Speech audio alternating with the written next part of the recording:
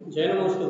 हरे दंशनन्दे आनन्दे मो चेयमिनन्दे सा करमिनन्दे पदिविन्दे पावो नमियो शीघ्रशवा गुरुवेशिनि गोपते गोपते ज्ञान सहका कारण धरण समर्थ मुनि गुरु संसार निवार धर्म ज्योतौ जिनवरे हर तटियर कहतो है विनाश भव जो मम ज्ञान परितो एको गुरु को धन को साक्षी को भगवान।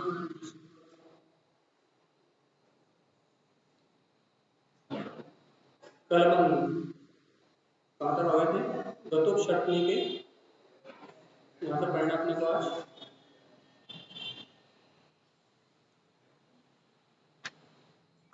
चलिए निकल गया ठीक। पढ़िए।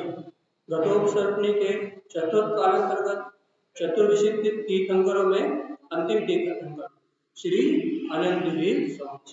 कौन है भैया? हाँ, अच्छा, कैसे? अनंतवीर जी कौन से? पिछली 24 के अंतिम तीर्थंकर। कौन सी 24 के? आगामी 24 के अंतिम तीर्थंकर कौन होंगे? आगामी 24 के अंतिम निष्कषायनाथ। और पिछली 24 के कौन थे? अनंतवीर जी। और अपनी वर्तमान 24 के कौन थे? महावीर भगवान। चलिए, तो गतोपसर्पणी के चतुर्थ कालांतर्गत, गतोपसर्पणी मतलब भैया उपसर्पणी और अपसर्पणी दो काल होते हैं कि नहीं होते? 6 काल का परावर्तन पढ़ा कि नहीं पढ़ा तुमने? षट काल चक्र पढ़ा?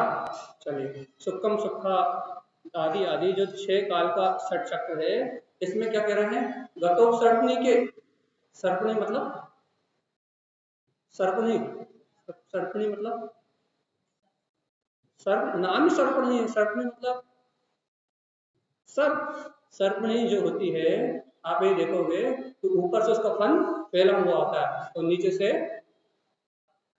डाउन होता है कि नहीं होता? ऐसे ही जब अपन सर्पणी से के पूछ से ऊपर की ओर चलेंगे तो उत्सर्पणी, और फन से नीचे की ओर चलेंगे तो अपसर्पणी। तो क्या कह रहे हैं यहाँ तारण स्वामी, क्या कहना चाह रहे हैं कि गतोपसर्पणी के चतुर्थ कालांतर्गत चतुर्विशिष्टि तीर्थंकरों में अंतिम तीर्थंकर क्यों? अनंतवीर स्वामी जी का प्रसाद किसने पाया था? हाँ, आदिनाथ भगवान जी का प्रसाद अपसर्पणी के चौथे कालांतर्गत 14वें प्रजापति, 14वें प्रजापति प्रजापति को दूसरा नाम क्या है? कुलकर। और मनु, प्रजापति के अन्य नाम कुलकर और मनु। अच्छा, कुलकर का मतलब क्या होता है? जो कुल की रचना करे। मनु मनुष्यों को जीवन निर्वाह करने का जो मार्ग बताए। तो प्रजापति, तो क्या कह रहे हैं यहाँ? प्रजापति श्री नावी राय जी के पुत्र कौन है? प्रथम तीर्थंकर श्री आदिनाथ देव जी ले उत्पन्न है। किसका प्रसाद लेकर उत्पन्न है? बताओ। आदिनाथ भगवान ने किसका प्रसाद लिया? पूर्व 24 के अंतिम तीर्थंकर अनंतवीर जी का प्रसाद लिया। तो कैसे लिया? क्या एक तीर्थंकर दूसरे तीर्थंकर से मिल सकते हैं क्या? हाँ, एक तीर्थंकर से दूसरे तीर्थंकर मिलन होता है? एक साथ दो तीर्थंकर हो सकते हैं क्या? नहीं हो सकते। तो उनके जीव ने लिया, तीर्थंकर ने लिया। आदिनाथ भगवान के जीव ने किससे प्रसाद लिया? अनंतवीर स्वामी जी से। तो अनंतवीर स्वामी जी ने प्रसाद लिया। 14वें प्रजापति श्री नाभिराज जी के पुत्र प्रथम तीर्थंकर आदिनाथ देव जी ने उत्पन्न किया। अच्छे, इस काल में अपने अपने पंचम काल में यहाँ अपने चौथे काल में जो कितने प्रजापति हुए, कितने कुलकर हुए? हाँ, वैसे तो हर समय 14 ही होते हैं, लेकिन इस समय कितने हुए? 14वें कौन थे? नाभिराय जी। और उसके आगे कितने हुए? अपन आदिनाथ भगवान ने 80 किसी को उपदेश दिया कि नहीं दिया? आदिनाथ भगवान भी कुलकर थे, और भरत चक्रवर्ती उनके पुत्र वो भी कुलकर थे। तो इस काल में कितने कुलकर हुए हैं? 16। कितने कितने बोलो तो मैं रिपीट करवा रहा हूँ ना। कितने हुए इस काल में? 16। नाभिराय देव जी के पुत्र प्रथम तीर्थंकर श्री आदिनाथ देव जी ले उत्पन्न हुए। का प्रसाद ले उत्पन्न हुए? बोले खोपड़े का, गोले का, किशमिश का, पेड़ का, काय का प्रसाद लेकर उत्पन्न हुए?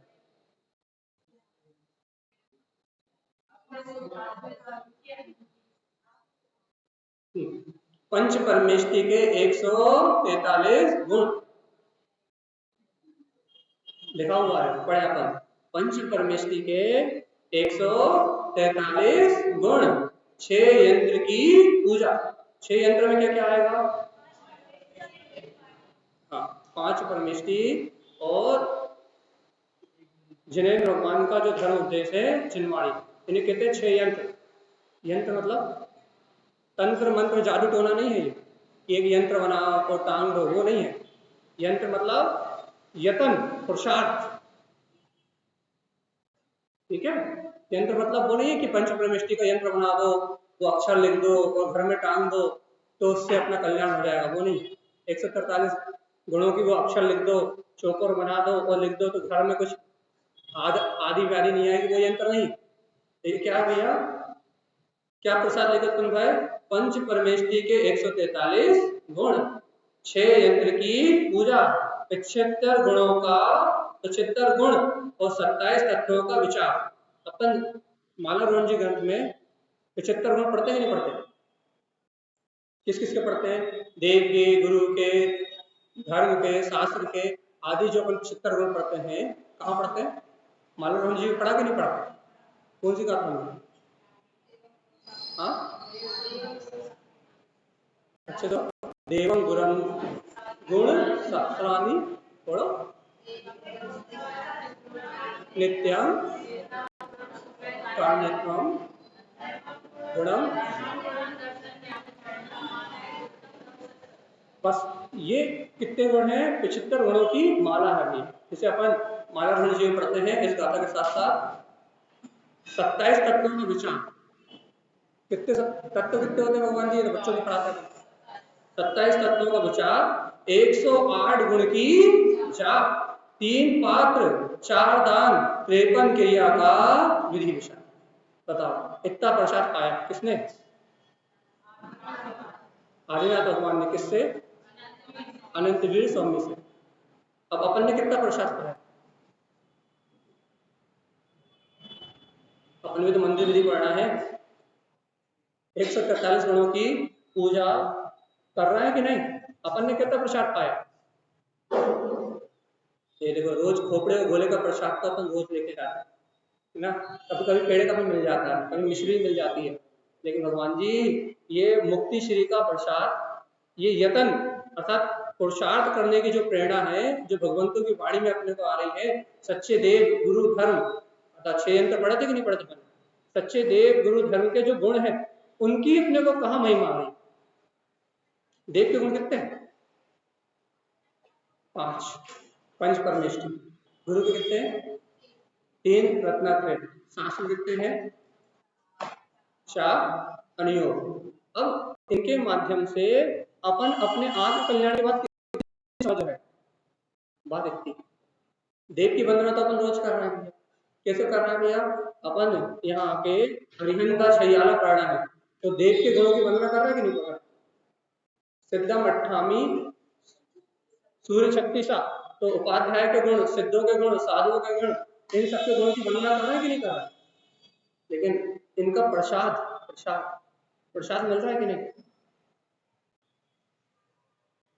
धार्मिक संस्कारों का प्रसाद, काय का प्रसाद? तो हम संस्कार शिविर में है कि नहीं है? तो अपन संस्कार शिविर में किस लिए हैं? भगवान ने जो अंतर आत्म गुणों को प्रकट किया है, 143 गुण पंच परमेष्टि के जो 143 गुण है, इन गुणों के प्रसाद के लिए हम यहाँ आए हैं कि भैया देखो मंदिर विधि का शिविर है, मंदिर विधि पढ़ना है, इसलिए आए है ना भाई। अच्छे अच्छे नंबर आना चाहिए, पूरा रट्टा मारो, है ना, जितना पढ़ाया जाए उतना पूरा रट्टा मारो, और ना सबसे अच्छे नंबर टॉप हमारे आना चाहिए। क्यों क्यों आना चाहिए? नहीं आना चाहिए? आना चाहिए। तो भाई देखो यहाँ 143 गुणों की बात है, लेकिन ये 143 गुण प्रसाद है, हफ्ता प्रसाद है, अर्थात धार्मिक संस्कारों का प्रसाद है। और जब तक ये प्रसाद अपने को प्राप्त नहीं होगा तब तक मुक्ति की प्राप्ति नहीं। तो यहाँ पर गुण आगे गुण पाठ पूजा में अपन ये सारे गुण पढ़ेंगे, यहाँ भी संक्षेप में पढ़ लेते हैं। लेकिन मूल क्या है? मूल देखो भगवान जी, महावीर भगवान के समूह शरण में प्रसाद पायो। कौन ने प्रसाद पाया? महावीर भगवान के समूह शरण में प्रसाद पायो। कौन ने पायो? काल सैनिक ने। क्या प्रसाद पायो? हे राजा सैनिक, तुम कथा के नायक हो गए। तो भगवान की दिव्य ध्वनि सुन के राजा सैनिक ने प्रसाद पाया, पाया कि नहीं पाया? अच्छा बताओ, तो वो ही महावीर परमात्मा की देशना, उन्हीं महावीर भगवान का उपदेश अपन यहाँ सुन रहे हैं कि नहीं सुन रहे? वर्तमान में किसका काल है? ये जो देशना अपन सुन रहे हैं ये किसकी है? वीर प्रभु की ना। केवल ज्ञानी परमात्मा के मुखारविंद से निकली, उनके कंठ कमल से निकली वाणी है कि नहीं? उन्हीं की वाणी है ना, अपने मन से तो नहीं कह रहे। तो भगवान जी जब उन केवल ज्ञानी परमात्माओं के मुखारविंद से निकली ये वाणी है, तो अपने को इन गुणों का प्रसाद मिल रहा है कि नहीं? अच्छा बताओ, अपन जब मंदिर में करते हैं, बड़े मंदिर में करते हैं, तो अपन यहाँ खड़े होकर करते हैं और एक हाथ में आरती लेके खड़े रहते हैं। क्यों क्यों खड़े रहते हैं? आरती लेने से विनय का क्या संबंध? हाँ बोल सकते हो आप, लेकिन मूल कारण बताओ। एक ज्योति की आरती लेके अपन मंदिर में भी जब निकल करते हैं तो एक ज्योति की आरती लेके खड़े रहते हैं। क्यों? क्योंकि ये जो वाणी है ये एक ज्ञान वाले की है, दो ज्ञान वाले की नहीं। मति शुद्ध ज्ञान वाले की वाणी नहीं है। ये मति शुद्ध अवधि ज्ञान की भी वाणी नहीं है। ये मति ज्ञान, शुद्ध ज्ञान, अवधि ज्ञान और मना पर्याय ज्ञान की भी वाणी नहीं है। ये केवल ज्ञान ज्योति स्वरूप किनकी वाणी है? उन केवली भगवंतों की वाणी है जिन्हें मात्र एक केवल ज्ञान है। भैया बहुत सारे ज्ञान तो, एक से लेकर चार ज्ञान तो संसार में हो सकते हैं, लेकिन केवल ज्ञान तो सिर्फ किसको होता है? अरिहंत परमात्मा को। ये वाणी किसकी है? अच्छा, अपन भगवान महावीर के शासन काल में अरिहंत भगवान की वाणी सुन रहे हैं। अब अपने इतना बताओ, अपना प्रसाद कहाँ? प्रसाद तो चाहिए ही। मन चैत्यालय आ रहे हो, भगवान के समोषण में आ रहे हो, तो बिना प्रसाद के खाली हाथ कैसे चले जाओ? काय का प्रसाद? हाँ ये बात भी अच्छी है।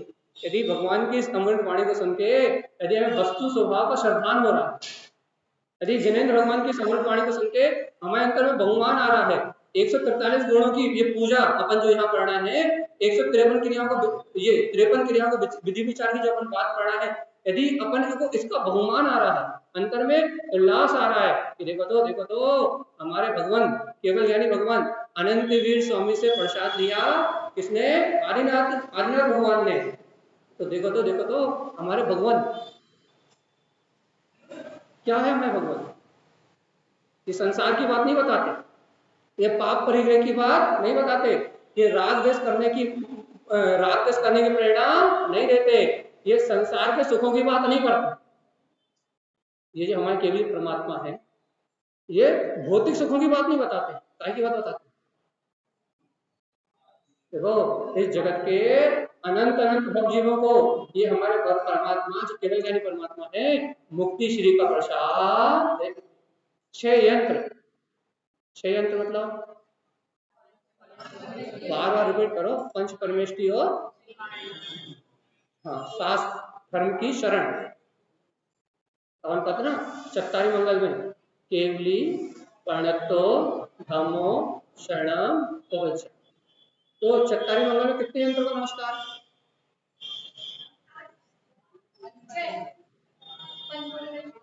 पंच परमेष्टि और एक केवली परमात्मा द्वारा कहा हुआ भीतरा धर्म। पढ़ते कि नहीं चत्तारी मंगल में? तो अपने को ये 6 यंत्र की पूजा करने से क्या लाभ कि अपन देव के गुणों को जान के, गुरु के गुणों को जान के, यदि अपन देव के गुणों को जाने तो पंच परमेष्टि का यदि अपन स्मरण कर रहे हैं तो आप नमो अरिहंताणम कह रहे हो, तो अरिहंतों के गुणों का विचार तो है। अरिहंतों के गुण कौन से? अपन नमो सिद्धाणम कह रहे हैं तो हमें सिद्धों के गुणों का विचार तो आए। नमो वज्झाटम कह रहे हैं, नमो लोहे सब श्रावणम कह रहे हैं, यदि अपन इन परमात्मा को बंधन कर रहे हैं तो इनके गुणों का विचार है, इनके समान पद पर, इनके समान अपने पद को प्रकट करने की भावना है। अपन अच्छे से कह रहे भैया नमो तो बताओ भैया 8 कर्म से रहित ज्ञानवर्णी, दर्शनवर्णी, अंतराय, मोहिनी, इन 4 ये और 4 आघातिया नाम आयु गोत्र आदि इन 8 कर्मों से रहित अपने को ये बोध आया कि देखो तो देखो तो देखो तो ये सिद्ध भगवान कैसे अशरीरी है।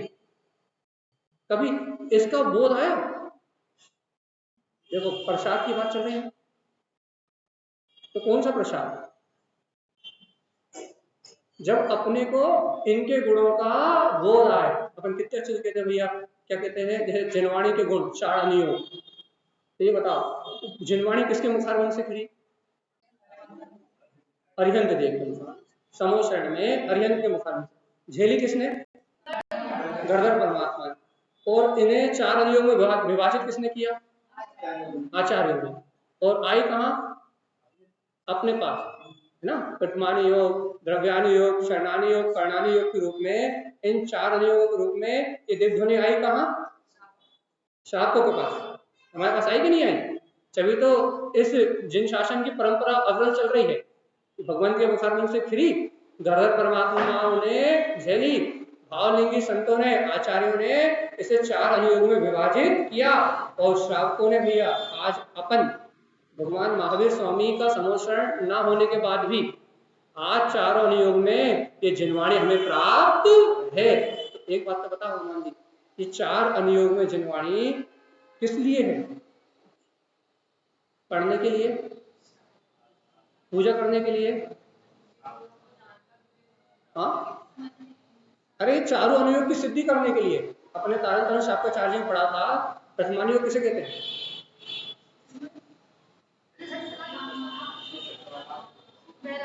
ये व्यवहार की बात है जिसमें 63 सलाह के महापुरुषों की कथा का वर्णन हो तो प्रथमानुयोग है। लेकिन प्रथमानुयोग क्या है? प्रथम कार्य अपने आत्म अनुभव करने के ऋषि लगे, यदि आत्मा का चिंतन हो तो प्रथमानुयोग। और आत्म तत्व का चिंतन नहीं तो, आत्म गुणों का यदि बोध नहीं तो अपन कहते हैं भैया भगवान के कितने गुण है? अरिहंत परमात्मा कितने गुण है? अरिहंता 46। कौन कौन से भैया? 10 14। बोलो बोलो अच्छे बोलो। इतनी धीरे धीरे बोलते हो कि हमारे काम तक आवाज नहीं है। जोर से तो बोलो।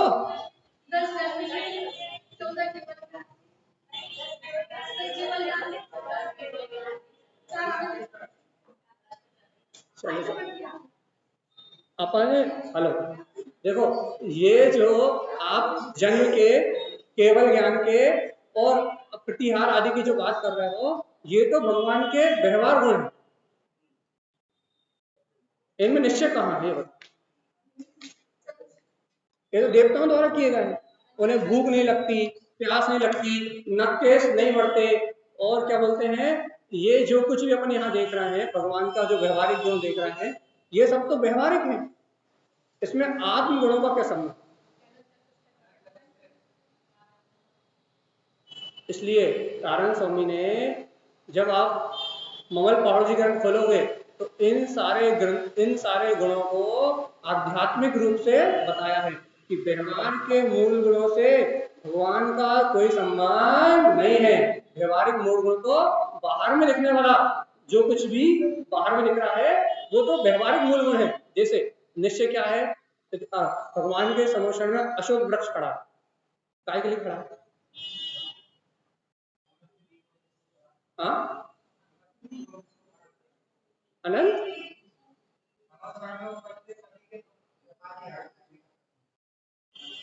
अरे भगवान के समोषण में किसी को शोक और भय नहीं होते, ये बात के लिए अशोक वृक्ष खड़ा है। लेकिन अब वो अशोक वृक्ष ये दे रहा है कि जिन्होंने सारे शोक को छोड़ दिया, जिनके 18 दोष खत्म हो गए, वह परमात्मा के पीछे अशोक वृक्ष खड़ा है।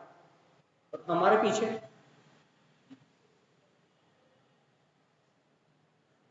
क्या खड़ा है?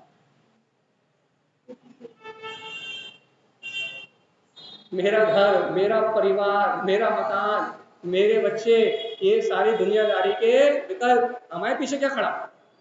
शोक। ये चला गया, वो चला गया, अपने पीछे क्या खड़ा है बता? तो तो बात क्या चल रही है? बात ये चल रही है कि आप भगवान के गुणों की वंदना कर रहे हो, अरिहंतों के गुणों की वंदना कर रहे हो, सिद्धों के गुणों की वंदना कर रहे हो, आचार्यों के गुणों की वंदना कर रहे हो, उपाध्याय और साधु के गुणों की वंदना कर रहे हो, लेकिन भगवान जी इनके जैसे बनने की भावना कहाँ है? पढ़ तो लिया अपन ने, अब भी हम यहाँ से पढ़ के बता देंगे कि भैया किसके कितने गुण, लेकिन बात याद करने की नहीं है, बात यह है कि इन गुणों का अनुभव करने की रुचि तो लगे। कभी स्वाध्याय करके अपन देखे तो कि वास्तव में भगवान के जो व्यवहार गुण है उससे उनकी आंतरिक दशा का क्या संबंध। और यदि अपने को ये देखना है तो अपने को ममल पावल के ग्रंथ को खोलना पड़ेगा, तो वहां जो साधु की तुलना है वहां से अपने को देखना पड़ेगा कि वास्तव में तारण स्वामी ने इन गुणों को अंतर्दशा से घटाया। तो अभी का समय अपने पास तो है नहीं, लेकिन अपन सारभूत बात करते हैं क्या कि यहाँ जो अब यहाँ अपन ये पढ़ लें पूरा, हरे हंता छैया सिद्धम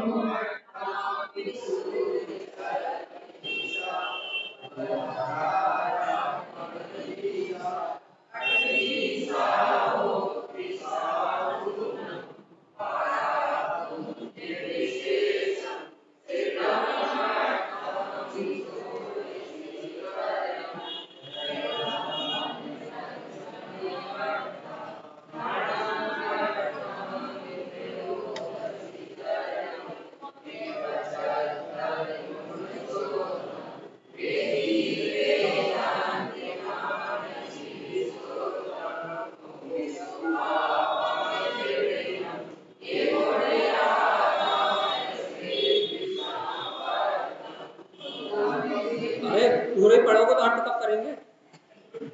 अरहंता छैयाला, अरिहंत के कितने? सिद्धा सिद्धम अट्ठामी, सिद्ध के कितने? सूरी 36, आचार्य के कितने? ओवछाया 25, उपाध्याय के कितने? 28 होती साहुड़म, साधुओं के कितने? 12 पुंज विशेषम। 12 पुंज किसे कहते हैं? 5 परमेष्टि, 3 रत्नात्रय और अपन ने सबसे पहले कहा था कौन कौन से? 5 देव के गुण, 5 परमेष्टि, ठीक है, गुरु के गुण 3 रत्नात्रय और शास्त्र के गुण, इन सबका टोटल करोगे क्या हो जाएगा? याद रहेगा कि नहीं?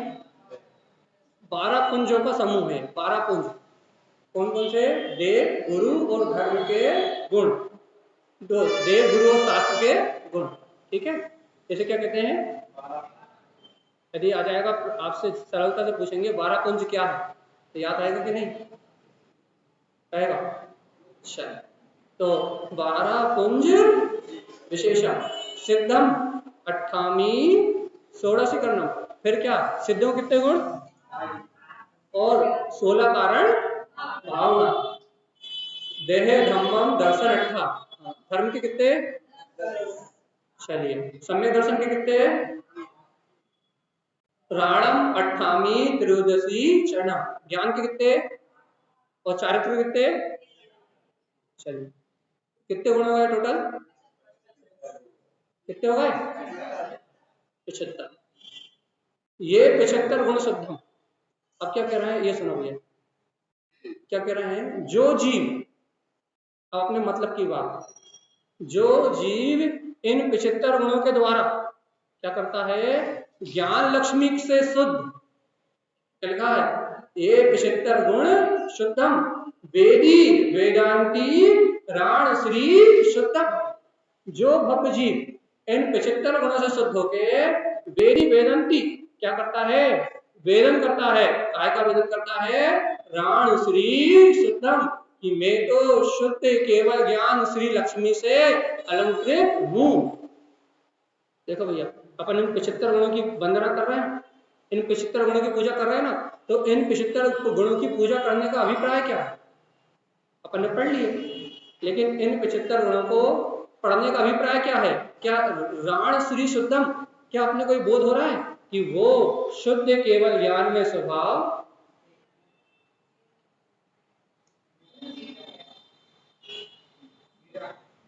किसका, पहले बताओ, इन 75 गुणों से अपन शुद्ध है कि नहीं है,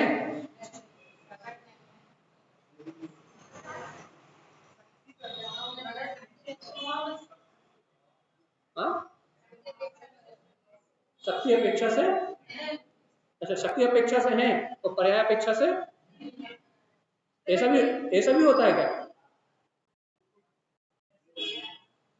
हाँ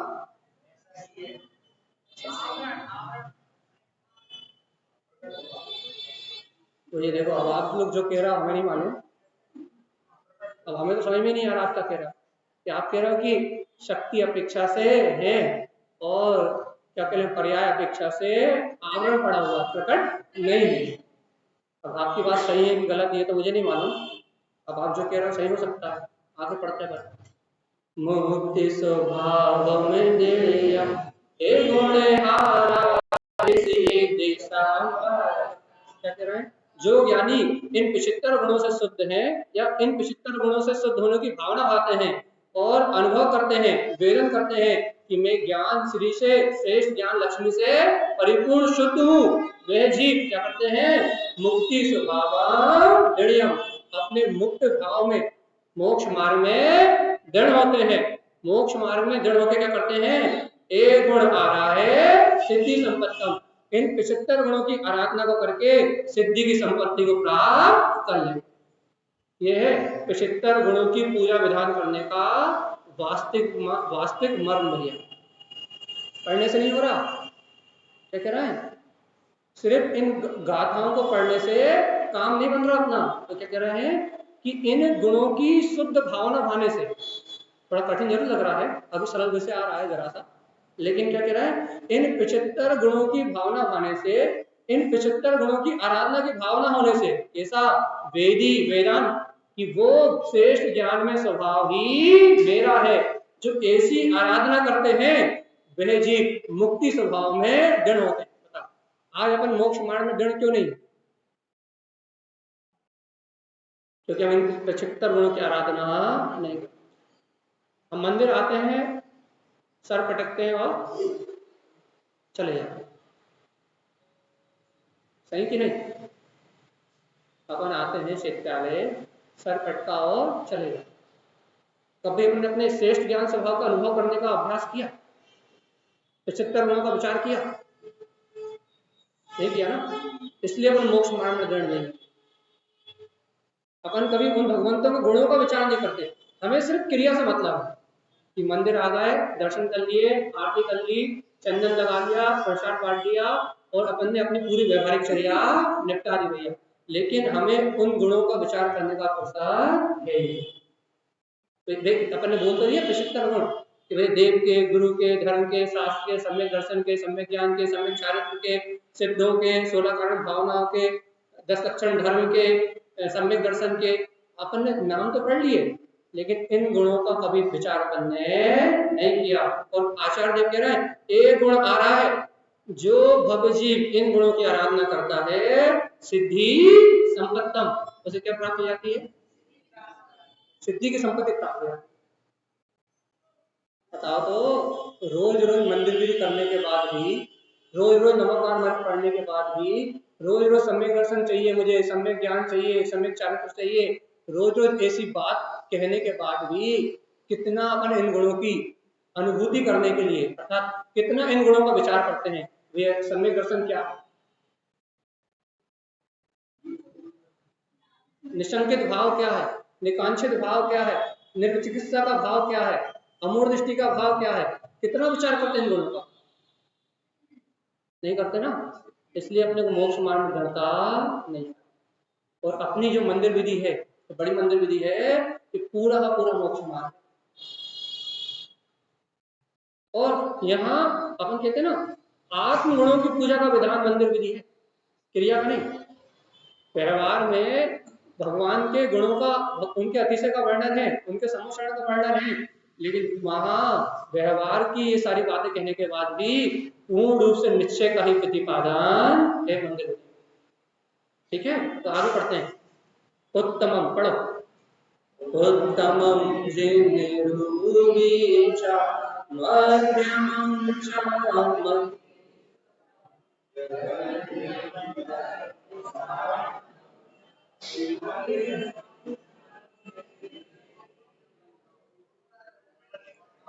गुणवेतम संकरि।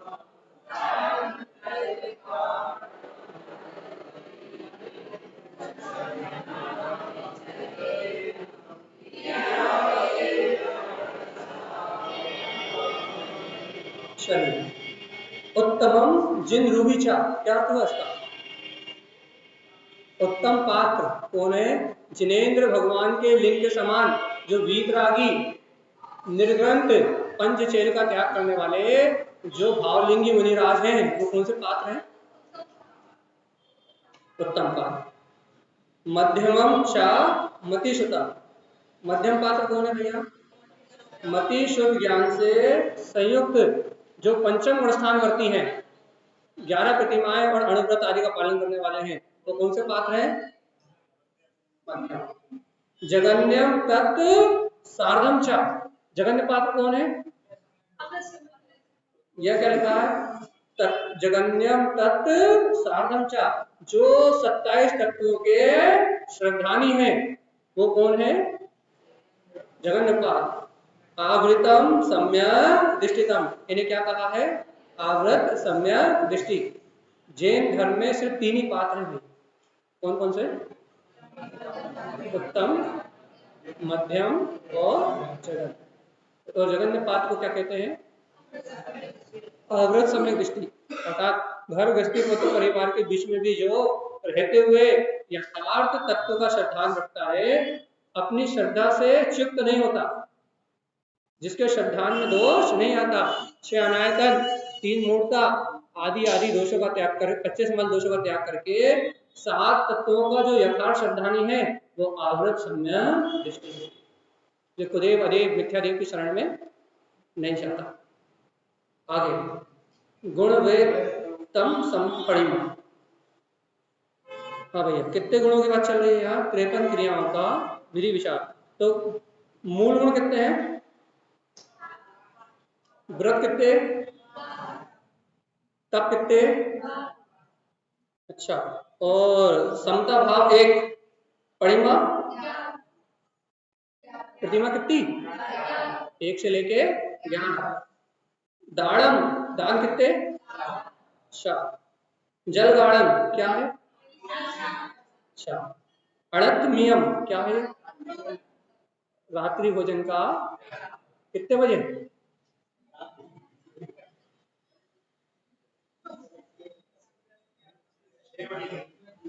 कितने बजे? 7 बजे के पहले हैं?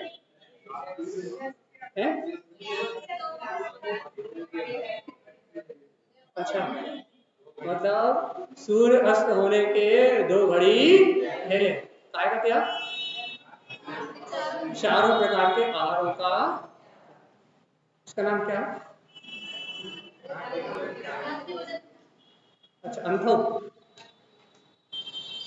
अब हम किसी से पूछ तो सकते नहीं कि अपना क्या हाल चाल, क्योंकि लोग सब पहले ही हंस रहे हैं, इसलिए अपन आगे बढ़े। दर्शन चरित्र। हाँ भैया बताओ, दर्शन कितने हैं? एक सम्यक दर्शन, यहाँ लिखा है सम्यक दर्शन ज्ञान चारित्र की साधना, दर्शन ज्ञान चारित्र क्रिया 53 सभ्या, इस प्रकार से 53 क्रियाओं का पालन करने वाला श्रावक कहा जाता है। ठीक, कौन सा श्रावक? वृत्ति श्रावक। ठीक है, तो इसमें से अपनी कितनी है? 18। आवृत्ति कितनी? कौन कौन सी? अपनी 18 कौन कौन सी? पहली सम्यक, हाँ, और अष्टमूल गुणों का पालन, और 4 दान, और रात्रि भोजन त्याग, और पानी शान का। हाँ, तो कितनी हो गई टोटल? पता अपन में से 18 किस के पल रही? आवृत सम्यक दृष्टि। यदि अपन अपने को सम्यक दृष्टि मानते हैं और ये मान रहे हैं कि इस संसार से, इस भव भ्रमण से हमारा किनारा आ गया, पल रही हो कि नहीं पल रही, ये बताओ। भावना किस किस की रहती है? भैया हमारी 18 क्रियाएं निर्दोष। अब रोग शोक बीमारी पंचम काल में शरीर सहना लायक नहीं है, लेकिन भावना किस किस की है कि हमारे 18 क्रियाएं निर्दोष। भावना है, भावना की नहीं?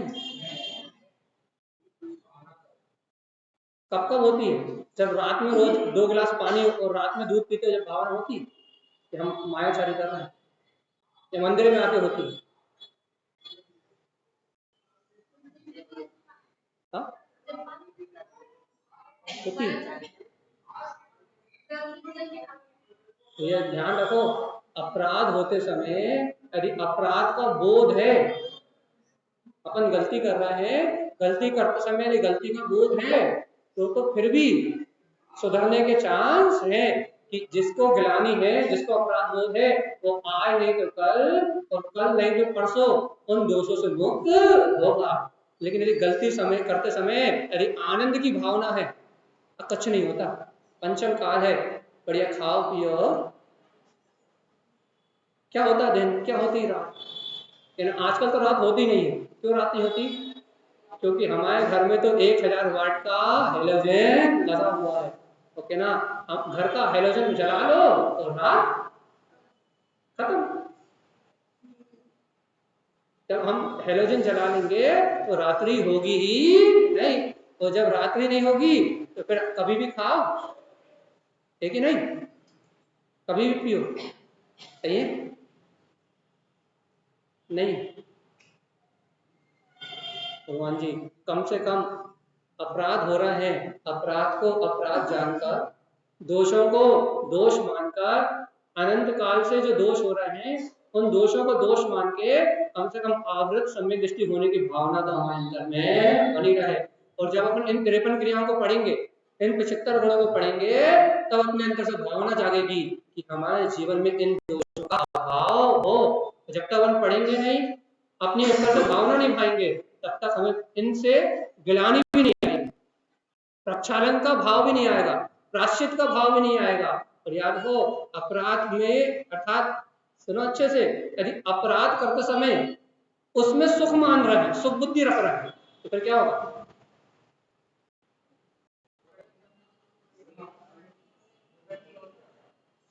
याद रखो, यदि रात्रि भोजन करके आनंद मान रहे हैं, रात में पानी पी के आनंद मान रहे हैं, और उल्टा जिन धर्म के विपरीत कह रहा है कुछ नहीं होता, आजकल तो सब चलता है, कुछ नहीं होता, आजकल तो सब चलता है। यदि ऐसा कह रहे हैं तो भगवान की वाणी का निषेध कर रहे हैं, तो भगवान की वाणी का निषेध कर रहे हैं तो फिर कहाँ जाएंगे? क्या बात है, बड़ी जल्दी जल्दी आंसर आ रहा। कम से कम भगवान जी अपन त्याग नहीं कर पा रहे तो कम से कम उसकी अनुमोदना तो मत करो। कोई नहीं खा रहा तो उसे जबरदस्ती तो मत खिलाओ। यदि कोई उस चीज को ग्रहण नहीं कर रहा तो जबरदस्ती उसके मुंह में मत ठूसो। अरे अपन नहीं सलट पा रहे तो जो सलट रहे हैं उन्हें तो बात मत करो। ठीक है ना? क्या करना है? पहली बात तो स्वयं को सलटना है, स्वयं को इन दोषों से मुक्त होना है। लेकिन जब तक कमजोरी है और दवाई खानी ही पड़ती है रात की, तो क्या करें? उसके बिना नींद ही नहीं आती। तो कम से कम भैया रोज गोली मुंह में जाए और ये भावना आ जाए, देखो तो मैंने कैसे असाता कर्म करे हैं कि आज मैं जिन शासन की पालना करने योग्य भी नहीं हूँ। केशव पंचर शरीर मिला है, ये भावना तो आओ कि प्रभु ऐसे निष्कृष्ट पंचम काल में और ऐसे जर्जर शरीर में मुझे दोबारा जन्म ही ना मिले। जिन आज्ञा में रहूं, जिन आज्ञा अनुसार आचरण करूं और जिन आज्ञा अनुसार ही मेरा सारा व्यवहार चले। अब पर्याय मिले तो ऐसी मिले कि जहां जिन शासन के विपरीत जरा सा आचरण भी ना, ऐसी भावना तो भाव कम से कम। तो क्या होगा? क्या होगा? भावना भाएंगे तो क्या होगा? ऐसी भावना भाएंगे तो क्या होगा? धीरे धीरे दोष छूटेंगे। वो रात में 4 गिलास पीते थे वो 2 गिलास अपने आप ही हो जाएगा। और ये जो भावना भा रहे हैं उसका फल आगामी काल में हमें भगवान की शरण और जिन मुकुल दोबारा प्राप्त होने की योग्यता बनेगी। यदि ऐसी भावना नहीं हुई तो इल्ली बिल्ली किल्ली बनने के लिए भी पर्याय नहीं मिलेगी। एक इंद्रिय पर्याय मिलाना पड़ेगा। इल्ली बिल्ली किल्ली मतलब 2 इंद्रिय 3 इंद्रिय 4 इंद्रिय बनने के लिए पुण्य चाहिए, नहीं तो एक इंद्रिय स्थावर कायम चले जाएंगे। हम फिर से कह रहे हैं 2 इंद्रिय 3 इंद्रिय 4 इंद्रिय बनने के लिए भी पुण्य चाहिए। 5 इंद्रिय और संगी पंचेंद्रिय की तो बात बहुत दूर की। और यदि ऐसे भाव नहीं हो रहा है तो फिर इल्ली बिल्ली किल्ली बनना मुश्किल हो जाएगा। मुश्किल हो जाएगा 2 इंद्रिय बनना। एक इंद्रिय पर्याय में स्थावर काल में या निरोध में ये जीव अनंत काल तक पड़ा रहेगा। अपनी अंतर की सुधारने वाली नहीं। ये है मंदिर विधि। कहाँ लेके जा रही? मन के अंदर अंतर की यात्रा।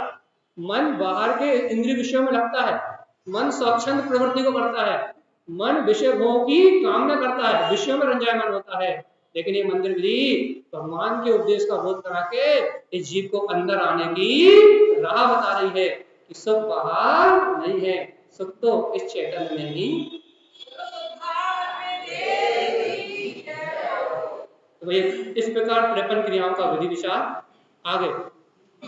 श्री आदिनाथ जी की 500 धनुष ऊंची वज्र में काया। अब देखो ऐसी काया हो, चौथे काल में जन्म ले अपन वगैरह तो कोई मतलब है?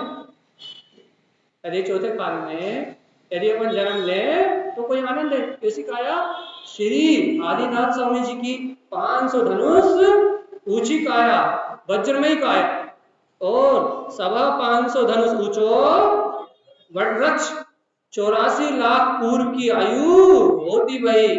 एक पूर्व की संख्या 70 लाख करोड़ में 56 सहस्र करोड़ इतने वर्ष में नारे पर पूर्व संख्या।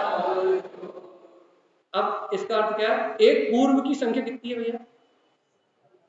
70 लाख करोड़ और 56 करोड़ वर्ष।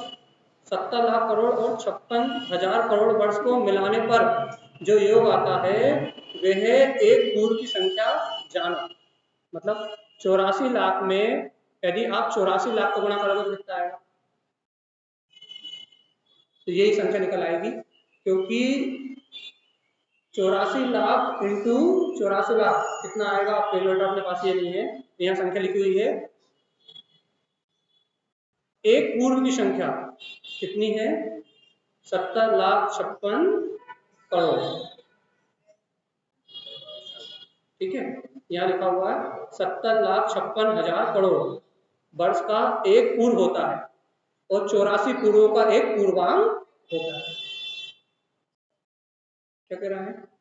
70,56,000 वर्ष का एक पूर्व होता है और 84 पूर्वों का एक पूर्वांग होता है। तो भगवान की आयु कितनी थी? 84 लाख पूर्व की आयु। किसकी? आदिनाथ भगवान की। चल, स्वामी आदिनाथ देव जी ने प्रथम 20 लाख पूर्व वर्ष बाल क्रीड़ा में व्यतीत की। पता भगवान जी खेलने खेलने में कितने वर्ष निकल गए? 20 लाख वर्ष नहीं, 20 लाख पूर्व। हाँ, 20 लाख पूर्व मतलब 70 करोड़ 70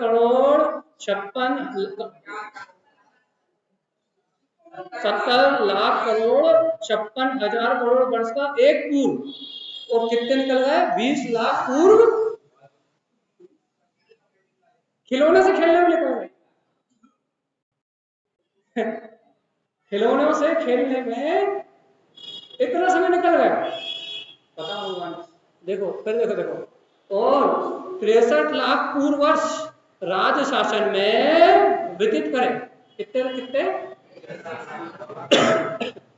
63 लाख पूर्व वर्ष। आप इनकी आयु देखो भगवान की। 63 लाख पूर्व वर्ष राज शासन में व्यतीत कर शेष 1 लाख पूर्व वर्ष आयु रही, तब आदिनाथ देव जी स्वामी संसार भय भोगों से विरक्त होते गए। ये कथा तो आपने सुनी ही है, सुनी कि नहीं? भगवान के वैराग्य की कथा सुनी कि नहीं सुनी?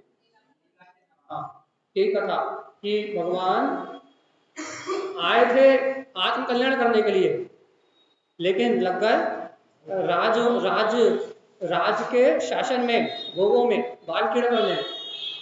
वो कहावत है कि नहीं? आए थे हरि भजन को ओटन लगे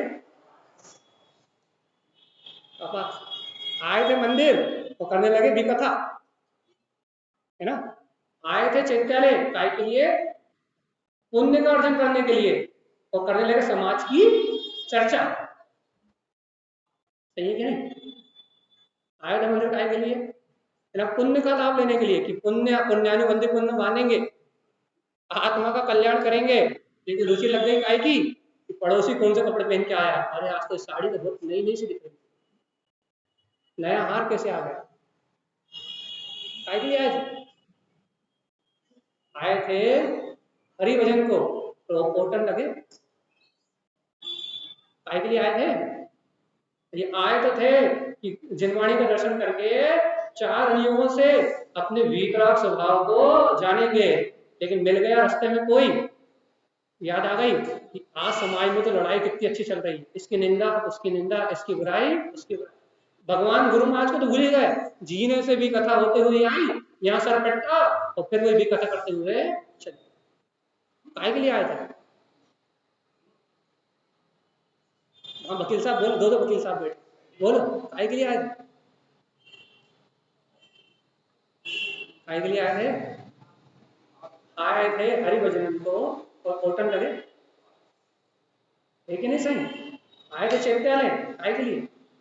पुण्य बढ़ाने के लिए, और व्यवहार में पुण्य बढ़ाने के लिए, और निश्चय से 75 गुणों की पूजा विधि विचार के लिए, 4 अनुयोगों से अपने वीतराग तत्व को ग्रहण करने के लिए आए थे हरि भजनों को और ओटन लगे। यही आदिनाथ भगवान के साथ हुआ। तो अब सोधर्मेंद्र घबरा गया, ये क्या हो गया?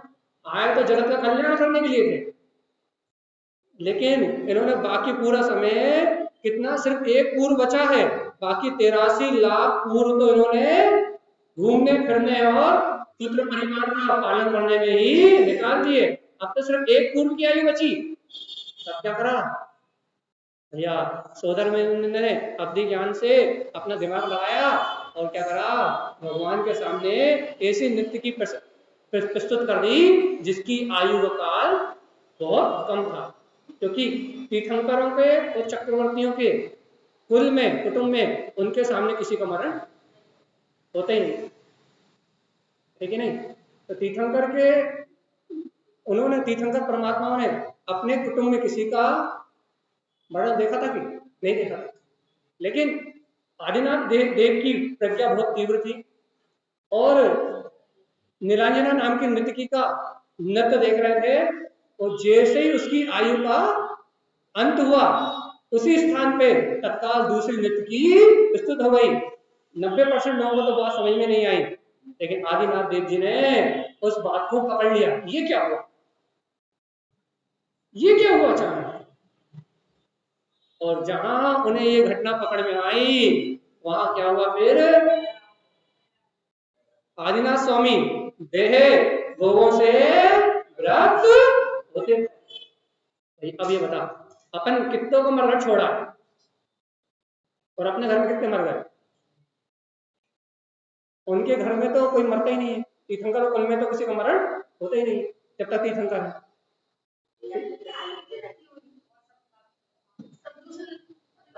हाँ बिल्कुल, तो क्या करना है, अपन कितनों को छोड़ा है। हाँ, अपनी इतने साल की उम्र में 100 200 500 को ठिकाने लगा के आए कि नहीं आए। अपने घर में एक दो गए कि नहीं गए। वहां आदिनाथ स्वामी नीलांजना नाम की नर्तकी गई और वो देह भोगों से व्रत होते भये, और देखो अनित्यादि 12 भावना आते हुए भये। तब 5वें स्वर्ग से, कौन से स्वर्ग से, ऋषिश्वर जाति के लोकांतिक देव आएकर भगवान के ज्ञान वैराग की स्तुति करके भगवान को वैराग भावनाओं में दृढ़ करते भये। तब वे आदिनाथ स्वामी, देखो भैया, लोकांतिक देव मतलब 5वें स्वर्ग का नाम क्या है, ब्रह्म। चलिए, तो अब लोकांतिक देव जन्म में भी नहीं आते, केवल ज्ञान कल्याणक में भी नहीं आते, मात्र वैराग कल्याणक में ही आते हैं। ऐसा क्यों, क्या परिणाम मिल रहा है इससे। लोकांतिक देव, लोकांतिक का मतलब क्या होता है। हाँ? जिनका संसार का अंत होने वाला है, जिनके इस संसार परिभ्रमण का अंत होने वाला है, इसलिए वे लोकांतिक, लोकांतिक मतलब जिनके भाव भ्रमण का, लोक परिभ्रमण का अंत होने वाला है, वह लोकांतिक। अब वह लोकांतिक देव सिर्फ भगवान के वैराग में ही आते हैं, जन्म में नहीं आते। दीक्षा में ही भरा रहा है, वैराग के लिए करने आ रहा है, ना जन्म में आ रहा है ना केवल ज्ञान में आ रहा है। तो बता, हाँ बस वो वैराग दीक्षा एक ही बात है, बाकी का वो कहाँ आते, बाकी क्यों नहीं आते, ये पूछा।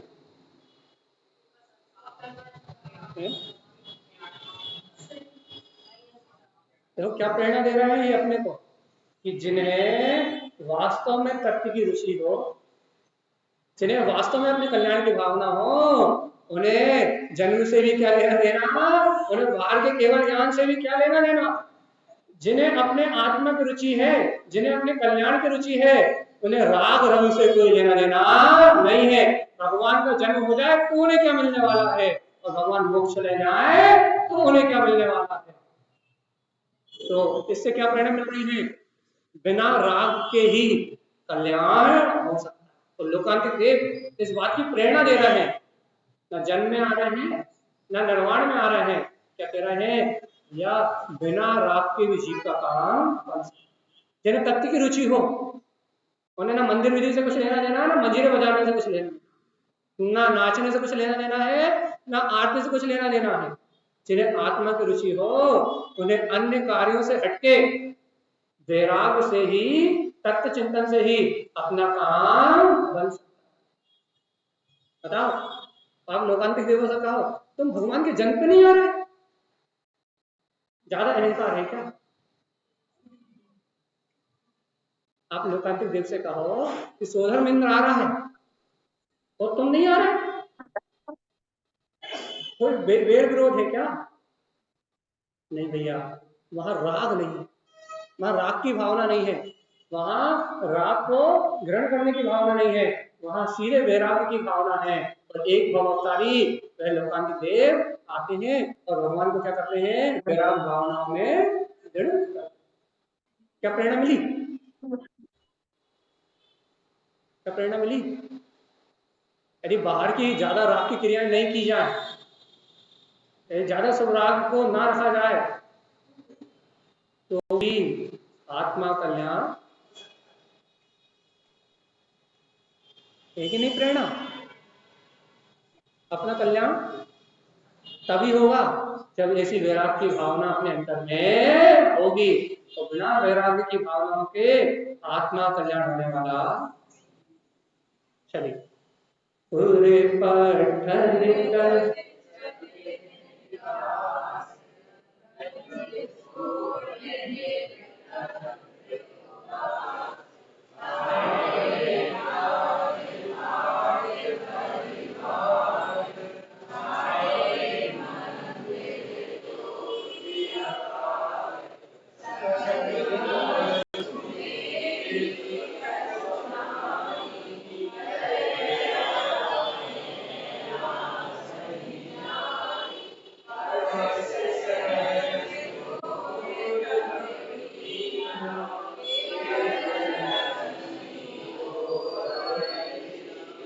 देखो क्या क्या छोड़ के चले, और पठन तज चले हैं, राजपाट परिवार सब कुछ छोड़ के कैसे चले, ग्रंथ छोड़ निर्ग्रंथ उदास, समस्त पाप परिवार को छोड़ के, समस्त ग्रंथियों को छोड़ के, निर्ग्रंथ होके, संसार से उदास होके वह भगवान चले। कहाँ छड़े चले, राजपाट छाड़े परिवार, क्या छोड़ दिया, राजपाट और सारे परिवार का मोह छोड़ दिया, छाड़े मंदिर, क्या क्या छोड़ दिया, छाड़े मंदिर ज्योति अपार, ये बड़े बड़े मंदिर, बड़े बड़े महल, ये सब छोड़ दिए, सकल वस्तु मेरी कछुमान, बोध हो गया इस संसार में कोई भी वस्तु मेरे लिए नहीं है। भय वैराग, लेकिन ये भय वैराग कैलाश नहीं गए, वो वैराग के बाद कहाँ गए, भगवान को वैराग आया तो कहाँ गए, कहाँ गए, हाँ निश्चय से तो भगवान को वैराग आया तो अपने स्वभाव में गए, ये बात सही है, लेकिन भगवान को जो वैराग आया तो कहाँ गए थे, कैलाश गिरी से तो निर्वाण पद की प्राप्ति हुई, तो वैराग आया था तो कहाँ गए, हाँ सिद्धार्थ वन में, ये याद रखना, यहाँ अपने को चेंज करना है, भय वैराग सिद्धार्थ वन में गए थे, भय वैराग सिद्धार्थ वन में ले गए थे, यहाँ कैलाश ही जाए लिखा है, तो केवल ज्ञान मुक्ति की प्राप्ति, निर्वाण की प्राप्ति उन्हें कहां से हुई थी, कैलाशगिरी से, हाँ अब लेकिन कैलाश कहते हैं ना, लेकिन बैराग से बैराग आया तो कहां गए थे, याद रहेगा कि नहीं, केवल ज्ञान उन्हें जहां हुआ था वो दीक्षा लेके सिद्धार्थ वन में गए थे, कहां गए थे, यदि हम आपको प्रश्न लिख के देंगे कहां गए थे आदिनाथ भगवान जी बैराग के बाद, कैलाश लिखोगे तो नंबर 0, ठीक है, चलो, हाँ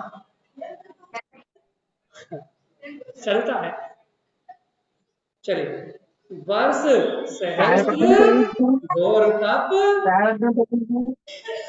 कितने वर्षों तक तप किया भगवान ने, हाँ 1000 वर्ष तक, केवल लक्ष्मी को काय का वरदान दिया, केवल, किसी ने म्यूट खोला, क्या कह रहा है कोई, चलिए लोग पार्टिसिपेट बहुत कम हुआ, ठीक ठीक है भैया, आगे पढ़ते अपन, ये बताओ छोड़ना है कि नहीं, बता देंगे यार,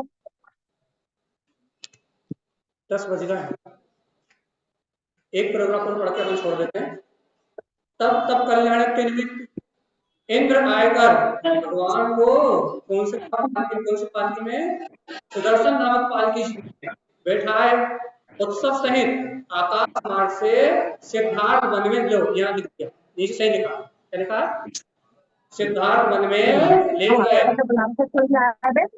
चंद्रकांत मणि की शिला ऊपर इंद्राणी ने केसर को क्या रखो, अपन कोई भी शुभ काम करते हैं, कोई भी शुभ चीज रखते हैं, भगवान में सबसे पहले उसके ऊपर ही निर्वाणी आदि स्थापित करते हैं, ओम के ऊपर नहीं। याद रखना है, ओम के ऊपर कुछ लेके क्यों जा रहे हो? तोड़ेगा तोड़ेगा कैसे वहां पे? ठीक है। उसी के लिए लेकर जा रहा है क्योंकि उसकी स्टाइल है तोड़ने